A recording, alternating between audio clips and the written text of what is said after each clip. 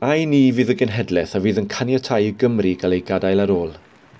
Ar ddydd Sadwrn y 4 o Ebrill, tu allan i'r Senedd yng Nghaerdydd, bydd Yes Cymru yn galw ar bobl Cymru i sefyll yn gadarn a chefnogi ymreolaeth i Gymru a chydraddoldeb ar Alban.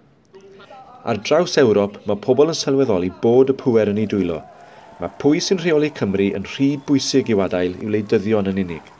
Dyna pam y mae rhaid i ni, bobl Cymru, uno yn ein galwad dros rymodd i reoli ein tir a'n dŵr yn ogystal â phwy sy'n tyllu oddi tanno. Y pwerau i redeg ein heddlu a'n llysoedd, y gallu i benderfynu ar bolisïau darlledu, trethu a lles. Ymunwch â ni ar y 4 o Ebrill a chefnogwch ni mewn unrhyw ffordd y gallwch. Ar gyfer ymreolaeth, ar gyfer cydraddoldeb ar Alban, ar gyfer y cenedlaethau sydd i ddod. Mae dyfodol Cymru yn ein dwylo. Ni allwn ganiatáu i Gymru gael ei gadael ar ôl.